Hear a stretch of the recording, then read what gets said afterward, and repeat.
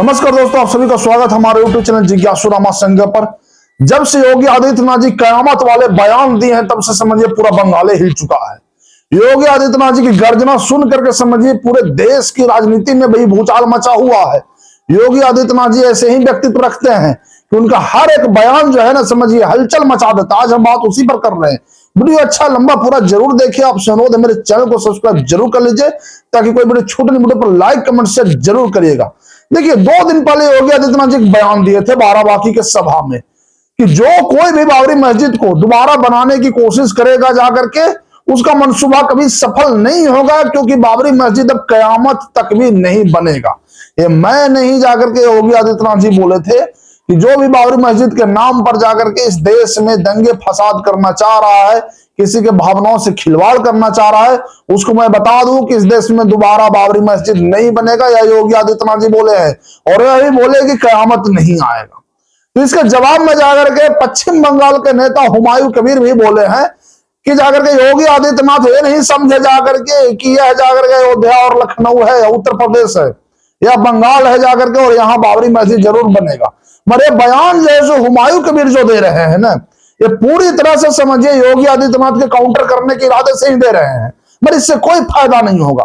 वहीं के भाजपा नेता शुभेंदु अधिकारी भी बोल चुके हैं कि मस्जिद बनाने में कोई दिक्कत नहीं है, बने मंदिर भी बने, मगर नाम बाबरी नहीं रखा जाएगा। ये जाकर के वहां शुभेंदु अधिकारी चेतावनी दे चुके हैं। मगर फिर भी हुमायूं कबीर जो है सो अभी अपना समझिए एजेंडा सेट किए हुए हैं कि बाबरी के नाम पर हमें पूरी तरह से राजनीति करना ही करना है।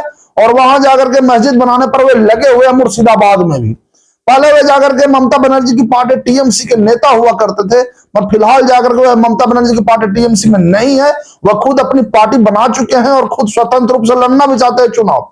तो चुनावी समय में इस तरह से जो राजनीति किया जा रहा है, यह केवल समझिए एक देश को एक ऐसे मोड़ की तरफ ले जा रहा है जहां केवल जाकर के विवाद दंगे फसाद ही हो, कोई शांति का रास्ता ही नहीं हो।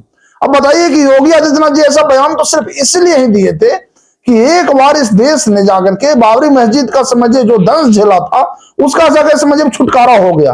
कानूनन ही सही, कोर्ट के द्वारा ही सही अयोध्या में राम मंदिर बन गया, वो भी बिल्कुल शांतिपूर्ण तरीके से, किसी प्रकार के कोई झगड़ा झंझट कोई दंगे फसाद नहीं हुआ क्योंकि कोर्ट का ऑर्डर आ गया। तो अब उसको जाकर के फिर से गड़े हुए मुर्दे उखाड़ करके राजनीति किया जा रहा है, और वह भी समझिए बंगाल में ऐसे मौके पर जब चुनाव है। तो इससे कोई फायदा नहीं होने जा रहा है जाकर के हुमायूं कबीर को। और बंगाल की जनता भी शायद इस बात को अच्छे से समझ ही लेगी कि एक महज एक चुनावी स्टंट तो नहीं है, कहीं ये चुनाव जीतने के लिए कोई प्रोपेगेंडा तो नहीं फैलाया जा रहा है। बंगाल में भी समझिए हलचल मचा हुआ है। ममता बनर्जी भी समझिए साइलेंट मोड पर है। उनको भी समझ में नहीं आ रहा है कि मुस्लिम भावनाओं का हम ख्याल रखें या हिंदू भावनाओं का, वो भी समझिए दुविधा में पड़ी हुई है। मगर योगी आदित्यनाथ जी को इससे कोई फर्क नहीं पड़ता। वे हिंदू वोटों का भी समझिए ऐसा नहीं है जाकर के कि खुद सर्वसर्वा मान रहे हो, केवल जाकर के अपना कर्तव्य निभा रहे हैं। मैं ये नहीं कह रहा हूं जाकर के कोई वोटों के सौदेबाजी योगी आदित्यनाथ जी करते हैं। वे हिंदू है मुस्लिम सबका समान रूप से ध्यान रखने वाले नेता हैं, और उनके वोटों का सेंटिमेंट नहीं है। वो चुनाव दे करके भाषण नहीं देते हैं। उनको अच्छे से पता है कि हमारे जो समर्थक है वो हमें वोट दें ही, और उसके लिए जाकर के उनको कोई अलग करने की जरूरत नहीं है। योगी आदित्यनाथ जी को जो भी कोई हिंदू वोट दे रहे हैं वो देते रहेंगे, इसमें कोई दो राय नहीं है। मगर फिर भी वो ऐसा नहीं है कि हिंदुओं के भावनाओं के साथ खेल करके कोई बयान देते हैं, नहीं। वो इसलिए बयान दिए थे कि दोबारा जाकर के बाबरी मस्जिद के नाम पर दंगे फसाद नहीं किए जाए, इसे जाकर के एक राजनीतिक हथियार नहीं बना दिया जाए। पर फिर देखिए जाकर के बंगाल में क्या हो रहा है। जाकर के योगी आदित्यनाथ जी जो जवाब दिए हैं उसके बदले में और जवाब दिया जा रहा है कि नहीं, मैं जब तक जिंदा रहूं या चाहे मर जाऊं, मर बाबरी मस्जिद तो मुर्शिदाबाद में जो बन रहा है वो बनेगा। ये हुमायूं कबीर जवाब दे रहे हैं। पर योगी आदित्यनाथ जी को इससे कोई फर्क नहीं पड़ता। वे साफ बोले हैं कि अगर आपको ऐसा लग रहा है तो ये काम केवल आप बंगाल में ही कर सकते हैं, उत्तर प्रदेश में तो ये संभव ही नहीं है, क्योंकि योगी आदित्यनाथ जी का फिलहाल तो अभी कानून का डंडा केवल उत्तर प्रदेश में है। जब वे प्रधानमंत्री बनेंगे तो पूरा जैसे उनका डंडा देश में चलेगा। तो समझिए अभी जो राजनीतिक हालात है ना, ये बंगाल तक ही फिलहाल सीमित है। उम्मीद करते हैं कि बंगाल की जनता इस चीज को अच्छे से समझ लेगी कि हमें क्या चाहिए। बहुत से लोग पहले बोलते थे कि मंदिर की जगह अस्पताल बना दो, स्कूल बना दो। आज उनकी जाकर के बोलती बंद क्यों है भाई? आज वे क्यों नहीं बोल रहे हैं कि उसके जगह जाकर के अस्पताल या मंदिर बना दो, उसके जगह अस्पताल या स्कूल बना दो?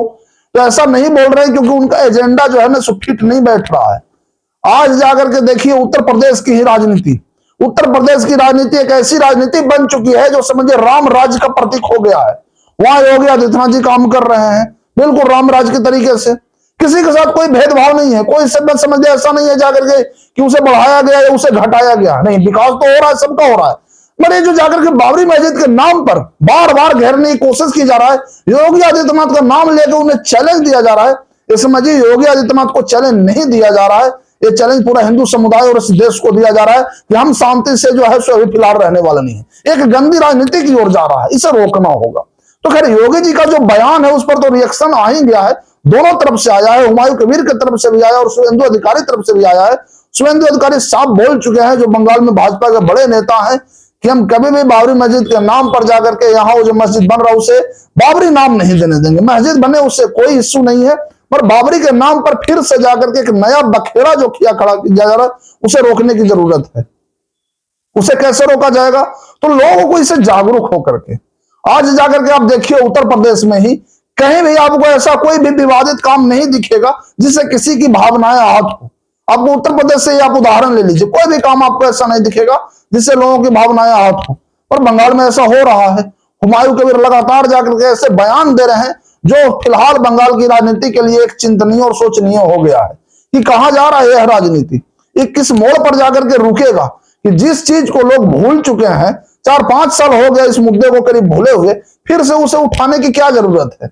कुछ समय बाद जाकर के इसे पूर्णतः भूल जाने में ही श्रेयस्कर होगा, अच्छा होगा, मगर लगातार इसे याद किया जा रहा है सिर्फ अपने फायदे के लिए। तो योगी आदित्यनाथ जी का जो ये बयान था जाकर कि कयामत तो कभी आएगा नहीं और तब तक जाकर के बाबरी मस्जिद बनेगा ही नहीं, इस पर जो राजनीतिक खेल जो खेल रहे हैं कुछ लोग ना, वो केवल निजी स्वार्थ के लिए खेल रहे हैं।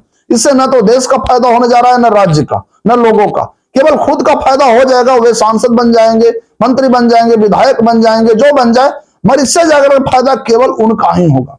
आने वाले टाइम में समझिए जिस तरह से राजनीति किया जा रहा है, एक ऐसी राजनीति जिससे सिर्फ व्यक्तिगत स्वार्थ भरा हुआ हो, लोगों का फायदा नहीं हो, सिर्फ व्यक्ति विशेष का फायदा हो, इससे राजनीति से समझिए देश राज्य का कभी भला नहीं होने जा रहा है। आप खुद मुझे कमेंट करके बताइए कि क्या ये जो अभी खेल खेला जा रहा है बाबरी मस्जिद के नाम पर, फिर से उसे एक नया बखेड़ा खड़ा कर जा रहा है, क्या ये सही है? कमेंट करके मुझे जरूर बताइए। वीडियो अच्छा लगा तो लाइक कमेंट शेयर जरूर करिए, चैनल को सब्सक्राइब करना ना भूलिए। धन्यवाद।